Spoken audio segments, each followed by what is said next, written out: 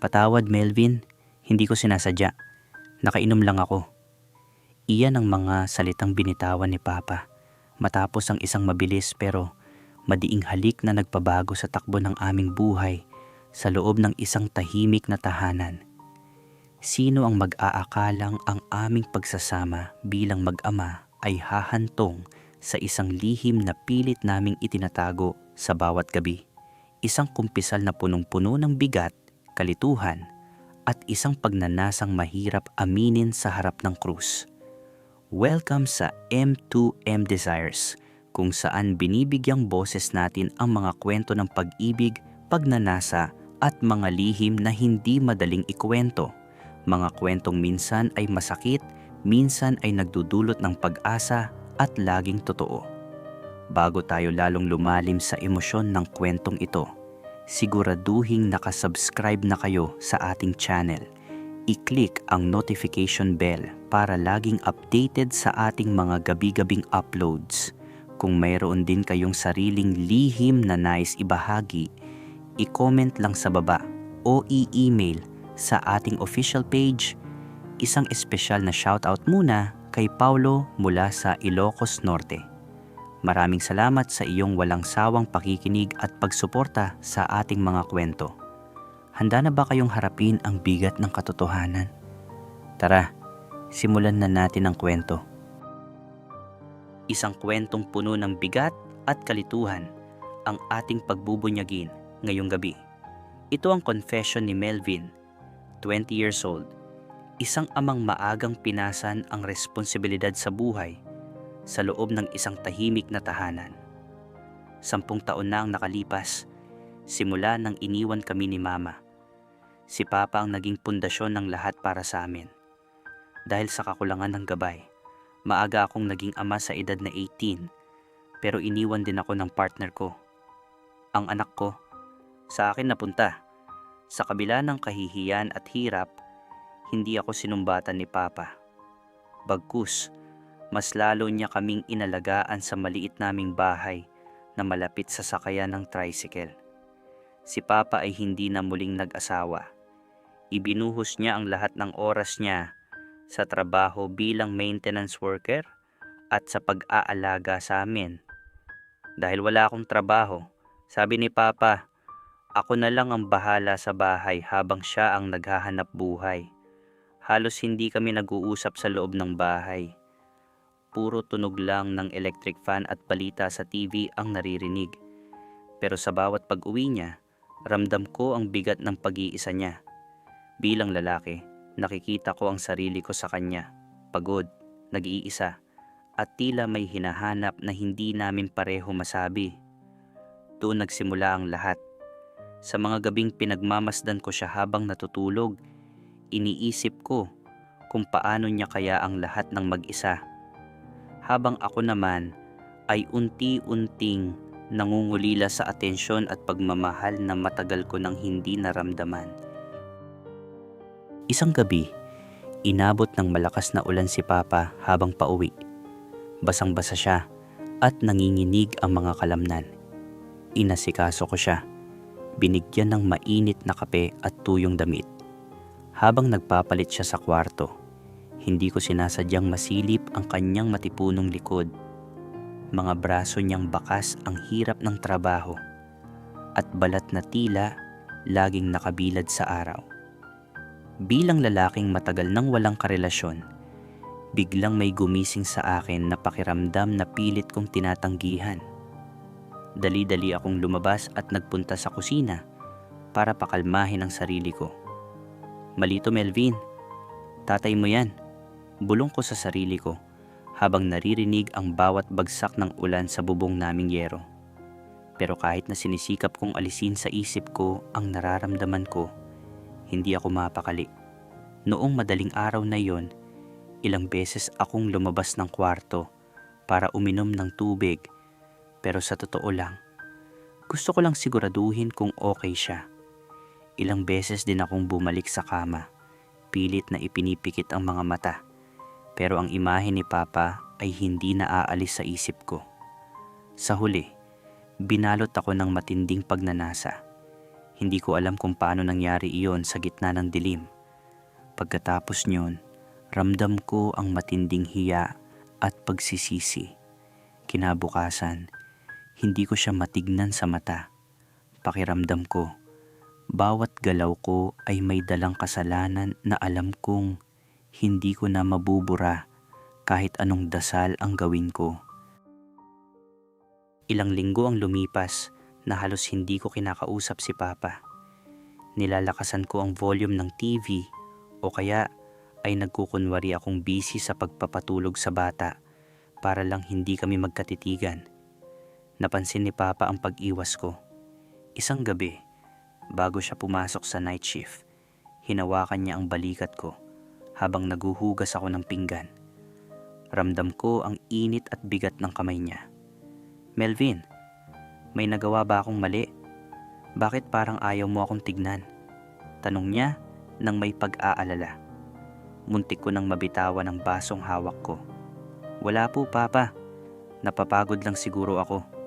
Maikli kong sagot nang hindi lumilingon habang sa labas ay naririnig ang ingay ng nag-aaway na aso ng kapitbahay. Kinabukasan, nag-leave siya sa trabaho para ipasyal kami sa mall. Ibinili niya ako ng mga bagong damit, isang sando na hapit sa katawan ko at shorts na saktong-sakto ang suot. Pagdating sa bahay, sinukat ko ito at lumabas ako para ipakita sa kanya. Napatigil si Papa sa gitna ng sala, hawak ang baso ng tubig. Napatagal ang tingin niya sa akin. Parang may gusto siyang sabihin pero hindi niya tinuloy. Umiwas siya ng tingin at uminom na lang ng tubig. Pero ramdam ko ang bigat ng titig na iyon. Doon ko naramdaman na hindi lang ako ang nalilito. Pareho kaming natatakot. Pareho kaming may gustong sabihin. Pero pinipigilan namin dahil alam naming ito ang simula ng isang gulo na hindi na namin mapipigilan kailanman. Dumating ang gabing uminom si Papa kasama ang mga kumpare niya sa kanto. Pag-uwi niya, medyo nahihilo siya at amoy alak. Tinutulungan ko siya paupo sa sofa para hubaran ng sapatos habang naririnig ang huling biyahe ng mga tricycle sa labas. Sa gitna ng pag-aayos ko sa kanya, bigla niyang hinawakan ang braso ko nang napakahigpit at dahan-dahang hinila ako palapit sa kanya. Nagdikit ang aming mga mukha. Halos magkadikit na ang aming mga ilong. Sa isang iglap, hinalikan niya ako, isang mabilis pero madiing halik sa labi. Napatigas ang buong katawan ko. Ramdam ko ang tibok ng puso ko na tila lalabas na sa dibdib ko. Pero bago pa man ako makatugon, biglang bumitaw si Papa at umiwas ng tingin. "Patawad, Melvin. Hindi ko sinasadya. Nakainom lang ako." Bulong niya habang nanginginig ang boses. Tumayo siya at dumiretso sa kwarto niya. Iniwan akong tulala sa sala.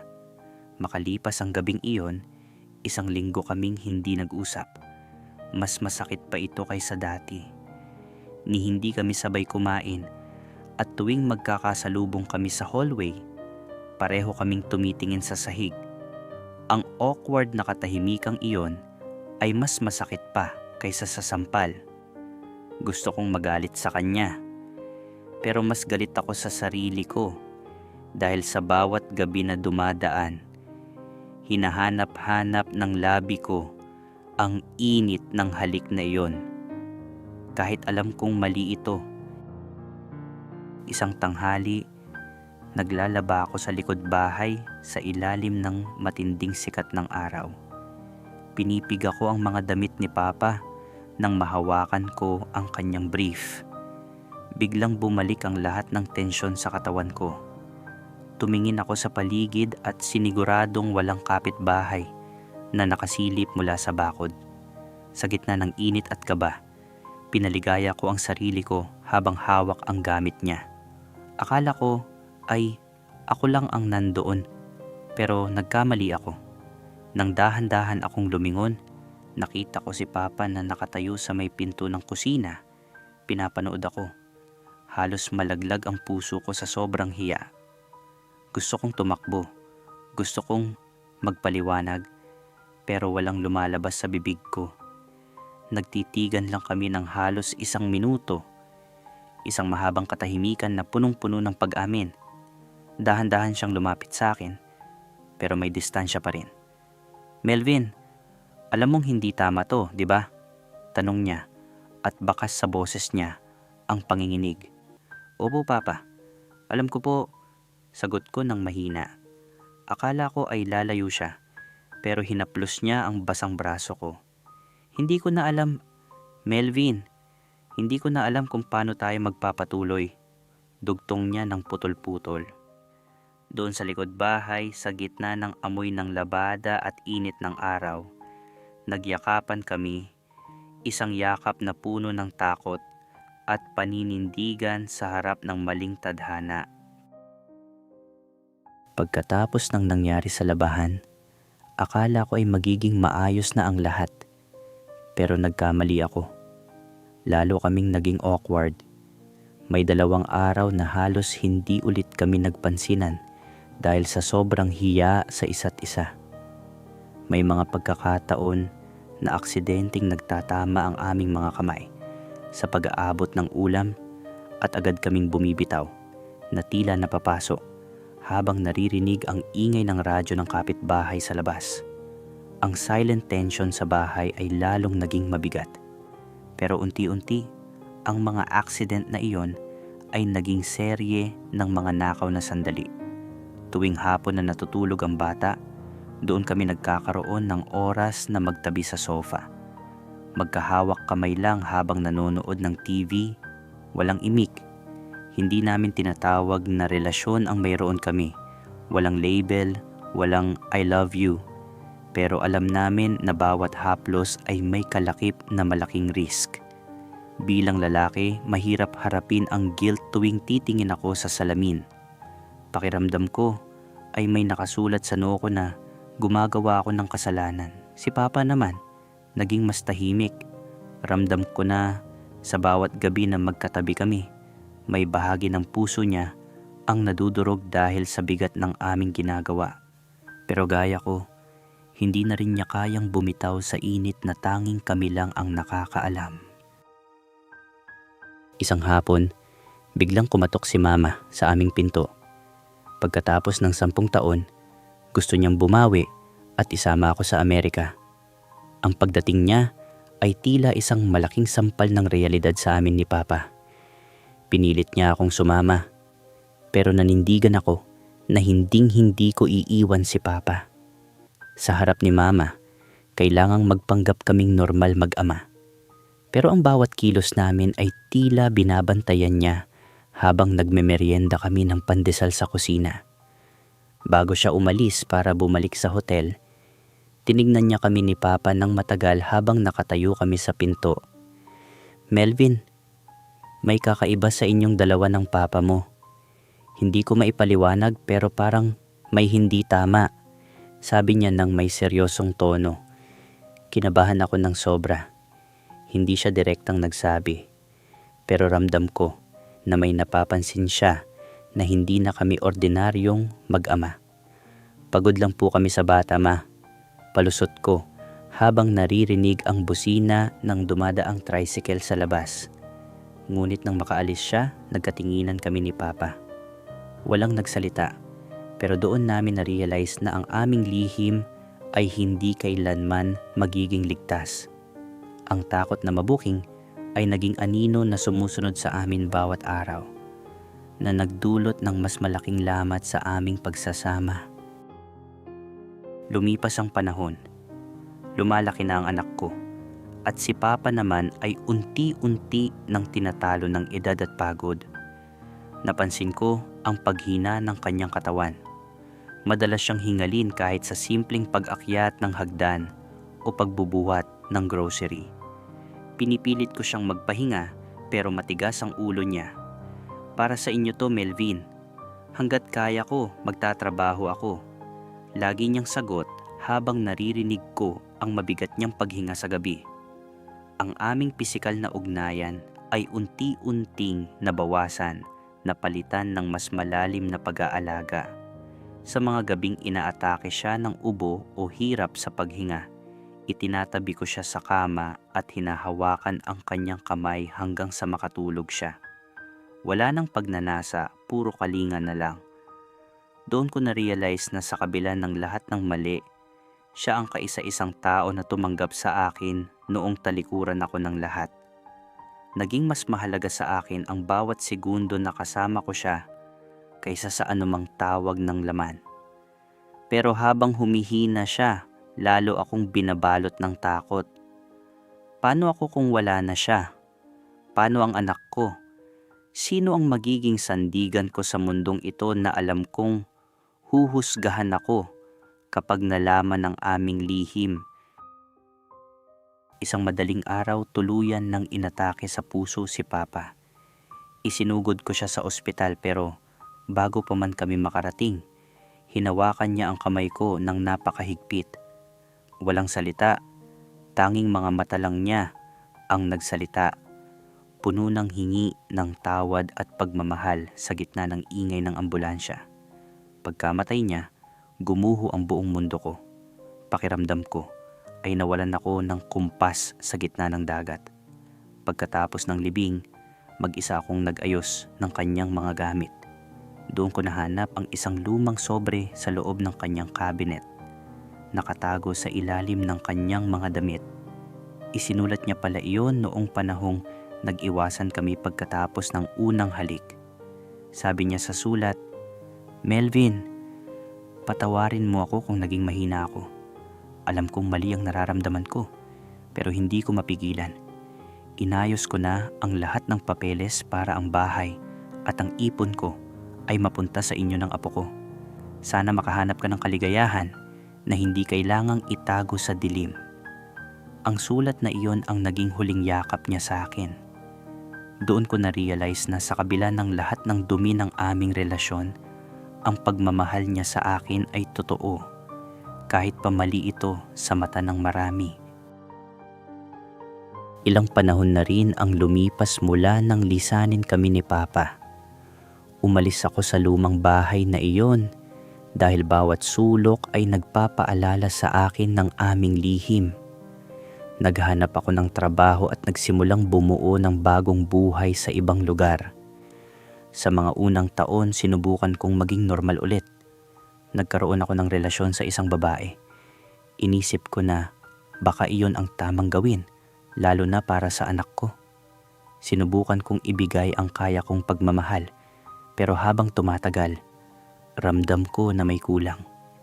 Hindi ko maibigay ang buong sarili ko. Sa huli, naghiwalay din kami. Tahimik na hiwalayan lang, pero malinaw na hindi ako buo para sa kanya. Pagkatapos noon, doon ko unti-unting tinanggap ang sarili ko. Hanggang sa dumating sa buhay ko, ang isang lalaki na tumanggap sa akin kung sino ako, kasama ang anak ko at ang nakaraan ko. Sa ngayon, siya na ang kasama ko sa buhay. Sinasabi ko sa kanya na masaya ako at totoo naman. Pero aaminin ko, hindi ko kailanman nasabi sa kanya ang buong katotohanan tungkol sa amin ni Papa. Nanatili itong lihim na dala ko, isang bahagi ng sarili ko na hindi ko kayang ikwento kahit kanino. Tuwing nakakakita ako ng matipunong lalaki na naglalabas sa likod bahay o tuwing umuulan ng malakas sa madaling araw, hindi ko maiwasang maalala ang init ng yakap ni Papa. Ang guilt ay narito pa rin. Hindi na siya kasing bigat tulad ng dati, pero nagsisilbi siyang paalala na may bahagi ng pagkatao ko ang mananatiling nakaangkla sa nakaraan. Hindi ko kailanman malilimutan ang kwento namin, isang kwentong nagsimula sa dilim at nagtapos sa isang masakit na pamamaalam. Salamat sa pakikinig. Magandang gabi sa inyong lahat.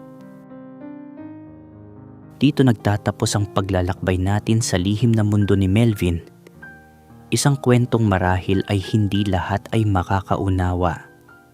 Alam mo Melvin, habang binabasa ko ang huling bahagi ng kumpisal mo, parang may kung anong bigat sa dibdib ko. Ang kwento ninyo ng papa mo ay hindi madaling tanggapin. Ito ay masalimuot, puno ng dumi sa mata ng lipunan at nababalot ng matinding guilt. Pero sa likod ng lahat ng iyon, hindi maikakaila na may isang tapat na pag-aalagang namagitan sa inyo, lalo na sa mga huling sandali ng kanyang buhay. Ang payo ko sa iyo, tanggapin mo na ang nakaraan ay bahagi na ng iyong pagkatao, pero hindi ito dapat maging hadlang sa kaligayahan mo ngayon. Ang liham na iniwan ng papa mo ay patunay na gusto kanyang maging malaya ka. Huwag mong hayaang ang anino ng kahapon ang sumira sa liwanag ng kasalukuyan mo kasama ang iyong bagong katuwang at ang iyong anak. Ang moral lesson dito, mga ka-desires, ay isang masakit na realidad. Ang bawat desisyon natin ay may kaakibat na pananagutan. Ngunit sa huli, ang pagpapatawad sa sarili ang tanging susi para tunay tayong makahinga ng maluwag. Kayo, mga ka-desires listeners, anong masasabi nyo sa kumpisal ni Melvin? Naniniwala ba kayo na ang pag-ibig ay sapat na dahilan para mapatawad ang isang pagkakamali? O may maipapayo ba kayo para tuluyan na siyang makamove on? I-comment nyo lang sa baba at pag-usapan natin yan ng may respeto. Muli, maraming salamat sa pakikinig sa ating episode ngayong gabi. Kung ang kwentong ito ay nag-iwan ng marka sa inyo, huwag kalimutang i-like ang video na ito at i-share. Mag-subscribe na rin kayo para laging updated sa ating mga susunod na confession dito sa M2M Desires. Ako si Kuya Will, nagpapaalala, hindi lahat ng kwento ay may perpektong simula, pero bawat isa sa atin ay may pagkakataong bumuo ng mas maayos na kinabukasan. Magandang gabi at laging mag-ingat